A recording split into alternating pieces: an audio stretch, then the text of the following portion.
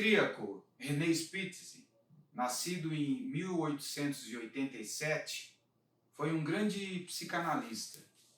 As suas teorias ainda podem contribuir bastante, para o entendimento da vida infantil.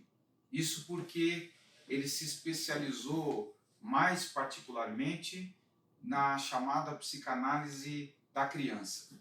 E hoje, neste vídeo, quero debater com vocês as bases da teoria do René Spitz, visando a ideia do estímulo, discutir como o estímulo materno é importante para a vitalidade, para a sanidade dos bebês. Para começarmos, é possível dizer que René Spitz é um psicanalista revolucionário. Infelizmente, ele não recebe todos os créditos e méritos que suas teorias, suas teses deveriam ter dentro do universo psicanalítico. É triste até admitir que alguns psicanalistas nem ouviram falar ou não leram as obras de René Spitz. E como eu afirmei no início, ele é um valoroso psicanalista e, por isso, algumas de suas teses falam de como o desenvolvimento infantil vai lentamente se dando até chegar à chamada sanidade mental. Ele, como pediatra, ele acompanhou muitas crianças, que às vezes ficavam abandonadas, desamparadas por um motivo ou outro pelas mães nos hospitais. Ele até vai chamar isso de hospitalismo, que é a teoria do abandono dentro dos hospitais. E ele percebeu, ele pôde descrever aquilo que percebeu com algumas crianças que eram deixadas, que eram desamparadas dentro de uma instituição. Uma das coisas importantes que ele ressaltou, ele até, o nome é um nome meio feio, mas ele disse que as crianças que não tinham a presença, o amparo constante, regular das mães e que eram abandonadas dentro do hospital, normalmente ficavam com algo que ele chamou de situação comatosa. A palavra é horrenda, mas comatoso vem de coma. É como se a criança ficasse inerte, ficasse paradinha. Isso significa que a mãe, dentro deste contexto, não é só uma amparadora, no sentido mais passivo, de alguém que apenas dá de mamar, de alguém que apenas sustenta a criança viva a partir do alimento. Não. A mãe é o ponto-chave para que lentamente a criança se exteriorize, a criança saia desse ensimesmamento dos primeiros dias, meses, para a vida normal, em sociedade, para que lentamente ela ganhe cada vez mais condição de intercâmbio com o mundo externo. E segundo o René Spitz, o ponto nodal, principal, para que a criança atinja esse ponto de equilíbrio, que ela consiga se relacionar bem com o objeto, é exatamente pautado por essa fonte materna. É a mãe, em outros termos, que significa basicamente os estímulos iniciais. É aquilo que chama a criança para fora dela mesma. A mãe, mais do que um ser qualquer, é uma espécie de ambiente. Aí, parafraseando um outro psicanalista chamado Winnicott, ele disse que a mãe era uma mãe ambiente. A mãe, mais do que uma pessoa, inicialmente é um ambiente. podemos dizer que o René Spitz trabalha com essa mesma ideia. A mãe é um ambiente, uma forma de levar a criança, a partir dos estímulos, a se engajar, a se vincular com a exterioridade. Então vejam, né, que é a mãe a fonte inicial dos estímulos que fazem a criança ultrapassar o seu corpo, olhar para o mundo externo, se vincular emocionalmente, racionalmente ao mundo externo das coisas. Por isso, a mãe como estímulo é aquela que vai provocar. Vejam que há pouco eu disse que uma criança abandonada, ela fica comatosa, fica paradinha. Ele observou em alguns dos seus livros, ele diz que uma criança comatosa com essa crise, ela fica paradinha de um lado só. Às vezes fica até com a cabeça achatada por ficar só de um lado, não ter nem vontade de virar o corpinho. Por quê? Porque esse desejo de virar o corpo, esse desejo de criar mobilidade, está muito relacionado à mãe.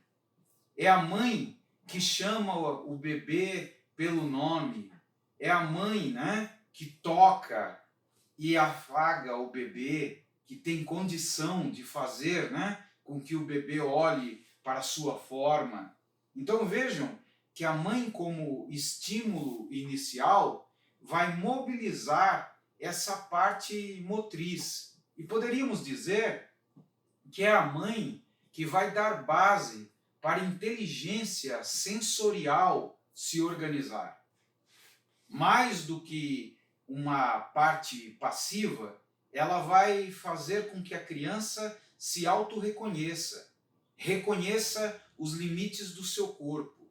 Essa inteligência sensorial começa por uma coisa que é chamada de propriocepção. O que é propriocepção? De uma forma mais básica, propriocepção é a percepção que o indivíduo tem do seu próprio corpo. E essa consciência proprioceptiva, ela é formada exatamente a partir desses estímulos que chegam da mãe. A mãe vai passar a mão no corpinho do bebê, a mãe vai beijá-lo, a mãe vai tocá-lo, e lentamente todos esses toques, toda essa sinestesia que chega da mãe vão mapeando, vão fazer com que o bebê vá lentamente, né, reconhecendo o seu próprio corpo e vai criar aquilo que comumente nós chamamos de autoimagem. Então a autoimagem, que basicamente, né, e inicialmente é a imagem do próprio corpo, vai ser estruturado a partir no contato com a mãe. A mãe estímulo, a mãe que vai lentamente fazer com que a criança aprenda sensorialmente. E esse aprendizado, ele não termina, ele não é coisa dos primeiros dias, dos primeiros meses. Uma criança já com 3, 4, 5 meses, né? É uma criança que começa a ficar mais ereta, mais durinha, começa a olhar mais focalmente para as coisas, e a mãe continua como sendo o seu ponto, né, de foco, de estímulo. E uma mãe propriamente boa, uma mãe prestativa, atenciosa, ela vai levar o bebê a aprender parte do mundo que a cerca.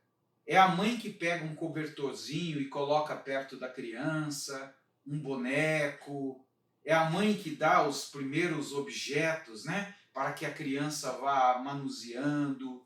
Então notem aí como a mãe é importante.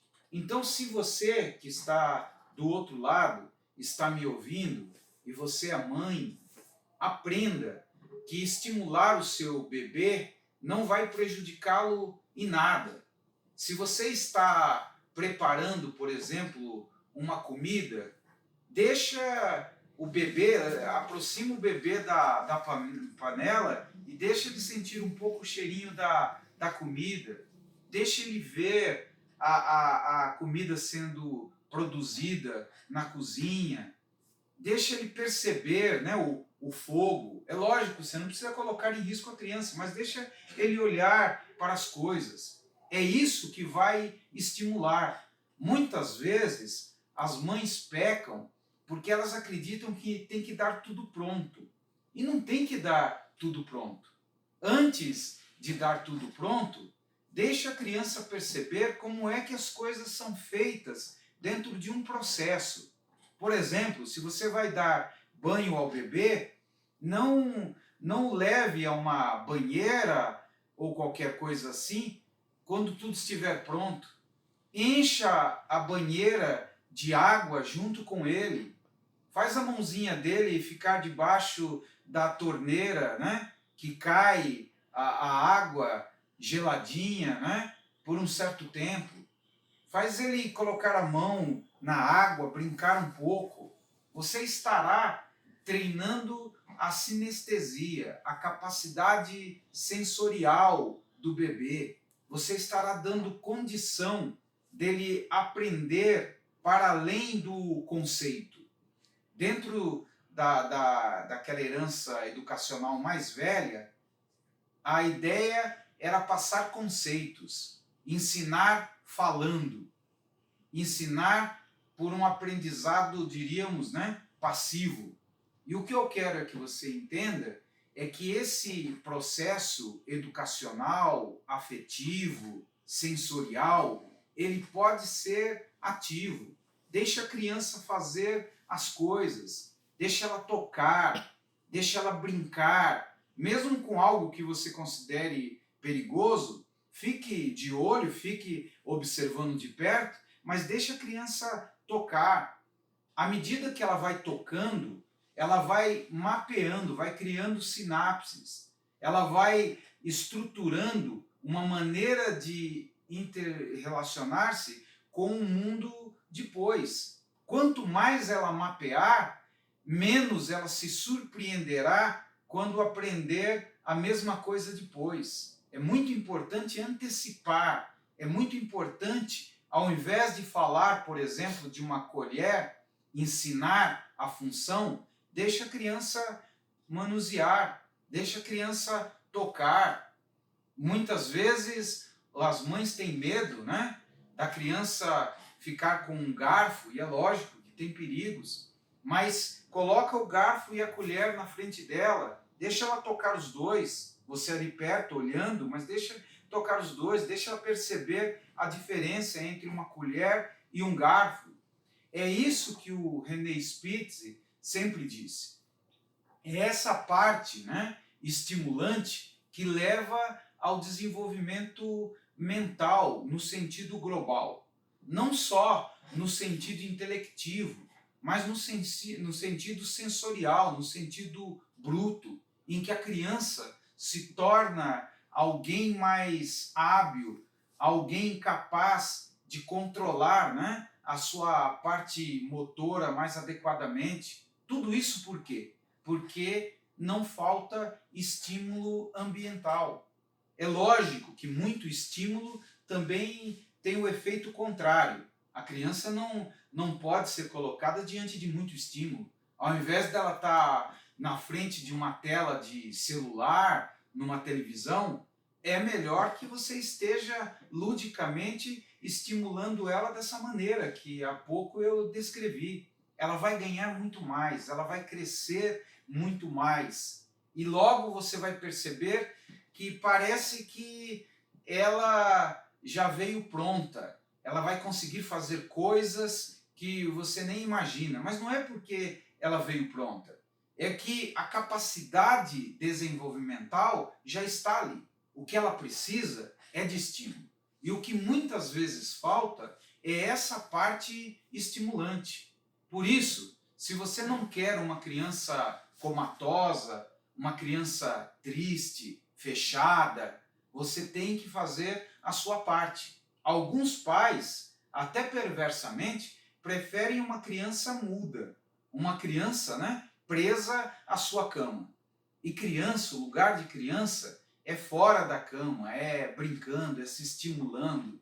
E a mãe, neste início, é o principal facilitador, é o principal instrumento para o desenvolvimento global do bebê. Por hora, nós vamos parar por aqui, teria muito mais, e num outro momento volto a falar sobre esse importante teórico. Espero que você tenha gostado. Se gostou, curta, compartilhe o conteúdo, chame outras pessoas para participarem do canal, porque você sabe que o nosso objetivo aqui é fazer com que você cresça. E eu quero que essa nossa mensagem possa atingir quanto mais pessoas for possível. Um abraço e até a próxima vez.